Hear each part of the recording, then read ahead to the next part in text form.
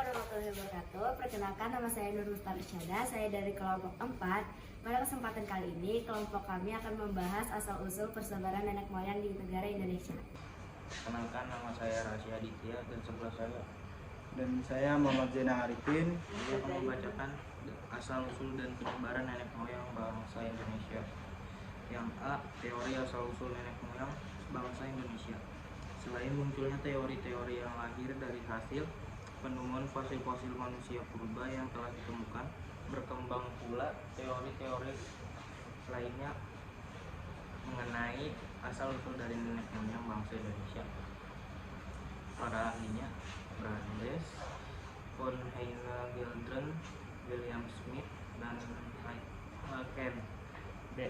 Proses kedatangan nenek moyang Indonesia. Sekitar 2000 sebelum Masehi, penduduk dan ras Melayu Austronesia dan Teluk Tonkin bermigrasi ke kepulauan Indonesia. Mereka disebut Proto-Melayu, Melayu tua. Kedatangan mereka itu mendesak penduduk dan ras Austromelaneoid ke pedalaman, bahkan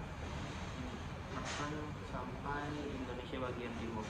Penduduk ras itu menjadi nenek moyang penduduk Papua sekarang. Kedatangan Proto-Melayu.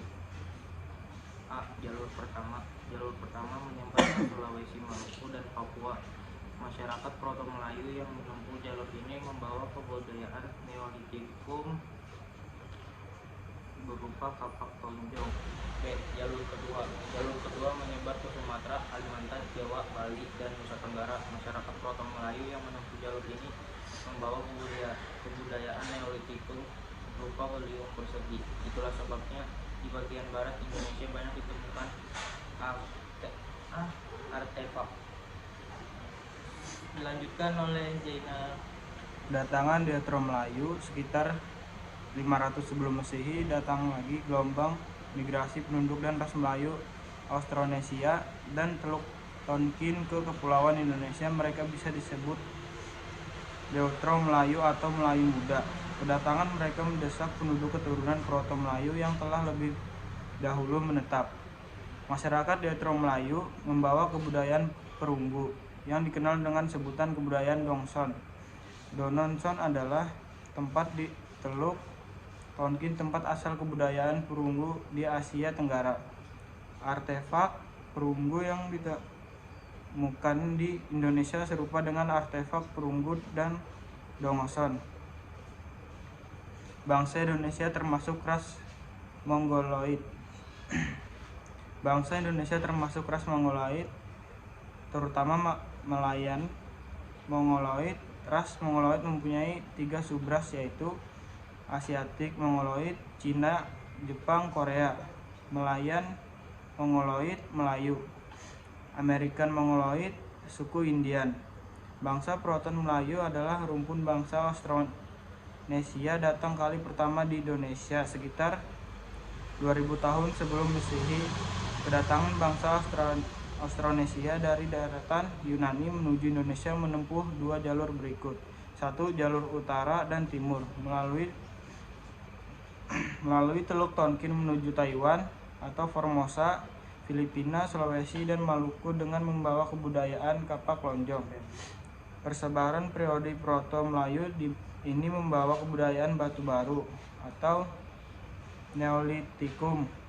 2. Jalur barat dan selatan melalui Semenanjung, Melaka, Sumatera, Kalimantan, Sulawesi, Jawa, dan Nusa Tenggara dengan membawa kebudayaan kapak persegi. Persebaran periode Deutero-Melayu ini membawa kebudayaan logam, bangsa Melayu Muda atau Deutero-Melayu.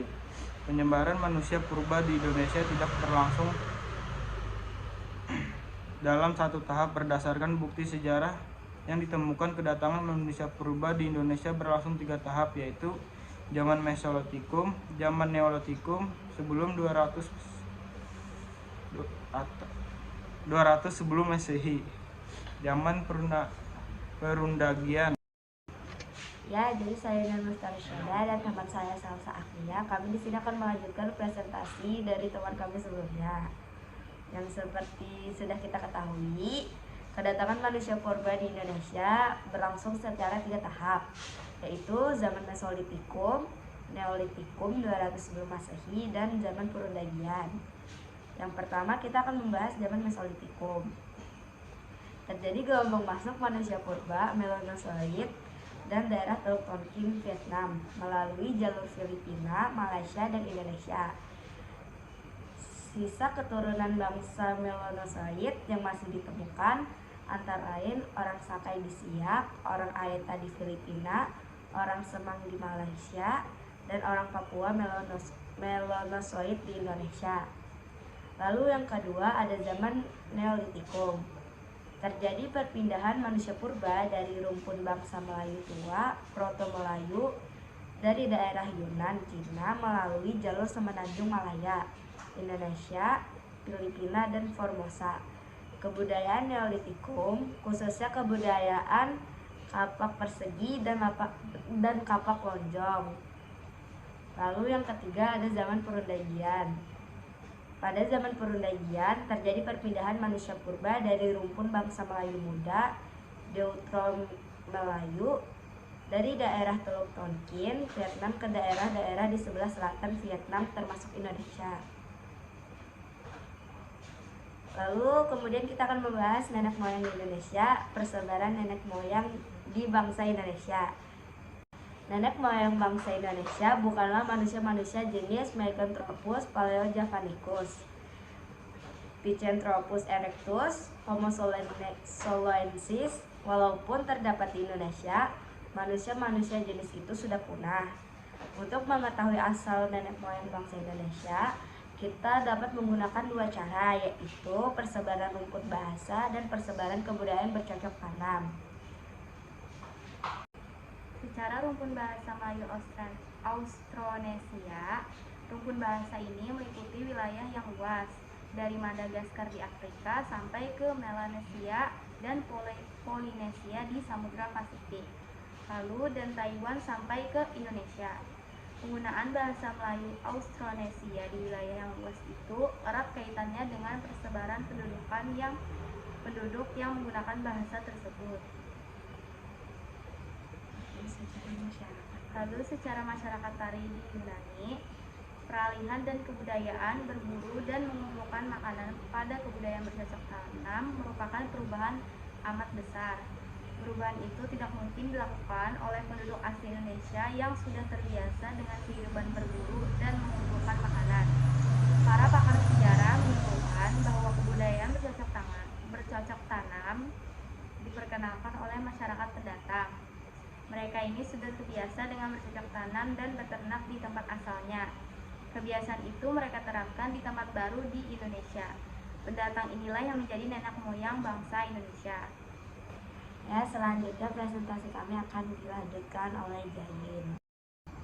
Perkenalkan, nama saya Ahmad Jahin. Saya akan melanjutkan pembahasan yang C, bangsa Austronesia sebagai nenek moyang bangsa Indonesia. Bangsa Melayu tua atau Proto-Melayu. Bangsa Melayu tua adalah orang-orang Austronesia dari Asia yang pertama kali datang ke Indonesia pada sekitar tahun 2500 sebelum Masehi. Bangsa Melayu tua memasuki wilayah Nusantara melalui 2 jalur, yakni jalur barat melalui Semenanjung Melayu, Malaysia sampai Sumatera. Jalur timur melalui Filipina sampai Sulawesi. Bangsa Melayu muda atau Deutero-Melayu pada kurun waktu tahun 400 sampai 300 sebelum Masehi terjadi gelombang nenek moyang bangsa Indonesia datang ke Nusantara. Bangsa Melayu muda berhasil mendesak dan berasimilasi dengan pendahulunya. Bangsa Proto-Melayu Bangsa Deutero-Melayu datang ke Indonesia melalui jalan barat. Bangsa Deutero-Melayu memiliki kebudayaan yang lebih maju dibandingkan bangsa Proto-Melayu karena mereka telah dapat membuat barang-barang dari perunggu dan besi. Hasil budayanya yang terkenal adalah kapak corong dan negara. Selain 2 bangsa tersebut, masih ada 2 bangsa lagi yang menjadi nenek moyang bangsa Indonesia. 1. Bangsa Melanesia. Bangsa Melanesia atau Melanesia Mongoloid memiliki ciri-ciri kulit kehitaman, badan kekar, kulit keriting, mulut lebar, dan hidung memancung. Bangsa ini sampai sekarang masih memiliki sisa-sisa keturunannya seperti suku-suku di Riau, suku-suku bangsa Papua Melanisoid yang mendiami Pulau Papua dan pulau-pulau Melanesia. 2. Bangsa primitif. Sebelum kelompok bangsa Melayu memasuki Nusantara, sebenarnya telah ada kelompok-kelompok manusia yang lebih dahulu tinggal di Indonesia. Mereka yang termasuk bangsa primitif adalah sebagai berikut. 1. Manusia purba Pleistosen. Kehidupan manusia purba selalu berpindah tempat dengan kemampuan yang sangat terbatas. Demikian pula kebudayaannya, sehingga corak kehidupan manusia purba ini tidak dapat diikuti kembali kecuali beberapa aspek saja. Misalnya teknologi yang masih sangat sederhana atau teknologi Paleolitikum. Suku Wedoid. Sisa-sisa suku Wedoid sampai sekarang masih ada, misalnya suku Sakai di Siak dan serta suku Kubu di perbatasan Jambi dan Palembang. Mereka hidup dari meramu dan berkebudayaan sederhana. Mereka juga sulit sekali menyesuaikan diri dengan masyarakat modern. Yang ketiga ada suku Negroid. Di Indonesia sudah tidak terdapat lagi sisa-sisa kehidupan suku Negroid, akan tetapi di pedalaman Malaysia dan Filipina, keturunan suku Negroid masih ada suku yang termasuk ras Negroid, misalnya suku Semang di Semenanjung, Malaysia, dan suku Negroid di Filipina. Mereka terdesak oleh orang-orang Melayu modern sehingga suku ini hanya terdapat di daerah pedalaman yang terisolasi. Ya, jadi sekiranya segitu saja yang dapat kami sampaikan pada presentasi kali ini, dan kita sudah di penghujung presentasi. Jika ada salah kata dalam pengucapan mohon dimaafkan. Sekiranya segitu saja. Sekian, terima kasih. Wassalamualaikum warahmatullahi wabarakatuh.